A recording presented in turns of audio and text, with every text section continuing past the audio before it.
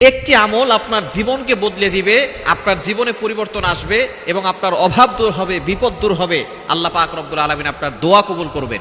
একটি মাত্র আমল, যে আমলটা আমরা অনেকেই কিন্তু করি। এই ছোট্ট একটা আমল যদি আপনি নিয়মিত করতে পারেন, আল্লাহ পাক রব্বুল আলামিন আপনার অভাব দূর করে দিবেন, আল্লাহ তাআলা আপনার বিপদ দূর করে দিবেন, এমনকি আল্লাহ তাআলা আপনার চেহারাও সুন্দর করে দিবেন। নবীজি সাল্লাল্লাহু আলাইহি ওয়াসাল্লাম নিজে জানিয়ে দিয়েছেন এই আমলটির কথা। আমলটি হচ্ছে দুরূদ শরীফের আমল। কিভাবে করবেন? আগে দুরূদ শরীফের ফজিলত একটু জানেন। দুরূদ শরীফের ফজিলত হচ্ছে এমন, আল্লামা শিবলি রহমতুল্লাহ আলাইহি তিনি বলেন, আমি যখন গিয়েছিলাম হজ করতে, তখন যাওয়ার পরে সেখানে দেখি যে এক যুবক শুধু দুরূদ শরীফ পড়ে, শুধু দুরূদ শরীফ পড়ে।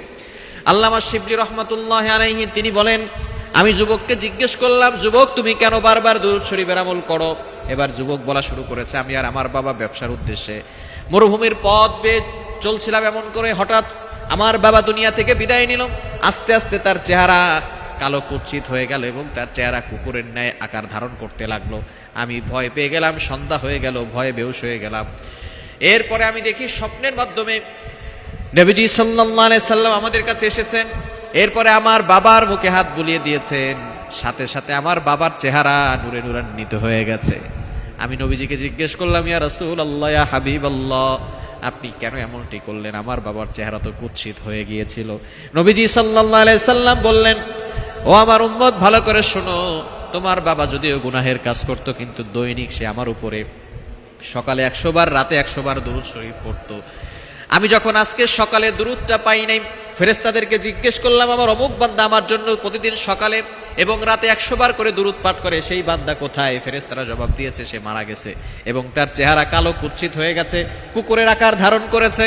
আমি নবীজি আর সেখানে শুয়ে থাকতে পারলাম না, মদিনা থেকে উঠে এসে আমার এই উম্মতটার চেহারার উপরে হাত বুলিয়ে দিলাম, তার চেহারা সুন্দর হয়ে গেল। আমি শুধু এই দুনিয়াতে নয়, কিয়ামতের ময়দানও এই উম্মতের জন্য সুপারিশ করে জান্নাত দিয়ে দিব। যুবকের ঘুম ভেঙে গেল। এবার যুবক তার বাবাকে দাফন করে যখনই তিনি কাবা শরীফে হজ করতে যান, তখনই দুরূদ শরীফের আমল করেন, আর কখনো দুরূদ শরীফের আমল ছাড়েন না। যুবক বলে, আমি দুরূদ শরীফের আমল করার ফলে আল্লাহ তাআলা আমার বিপদ দূর করে দেন, অভাব দূর করে দেন। আল্লামা শিবলি রহমাতুল্লাহি আলাইহি বলেন, এই যুবকের কথা শুনে আমি অবাক হয়ে গেলাম। আমি যুবকের কথা শুনে আমিও বেশি বেশি করে দুরূদ পাঠ করা শুরু করলাম। দুরূদের ভিতরে এতটা ফজিলত রয়েছে, আপনি কল্পনাও করতে পারবেন না।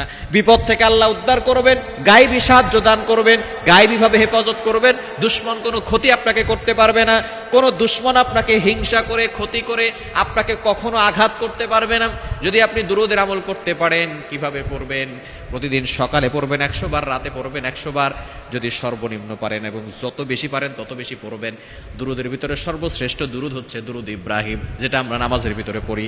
আল্লাহুম্মা সাল্লি আলা মুহাম্মাদ ওয়া আলা আলি মুহাম্মাদ কামা সাল্লাইতা আলা ইব্রাহিম ওয়া আলা আলি ইব্রাহিম ইন্নাকা হামিদুম মাজিদ।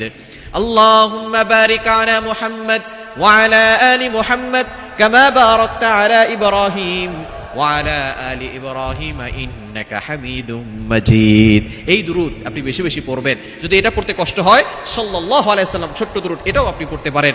সকালে 100 বার, রাতে 100 বার, দেখবেন আল্লাহ বিপদ দূর করবেন, অভাব দূর করবেন, দুশ্চিন্তা দূর করবেন, টেনশন দূর করবেন, চেহারা সুন্দর করবেন, এবং আল্লাহ পাক রব্বুল আলামিন কিয়ামতের ময়দানে যে কঠিন ভয়াবহ একটা অবস্থা কায়েম করবেন, সেখানে নবীজি সুপারিশ করে জান্নাত পর্যন্ত পৌঁছে দিবেন।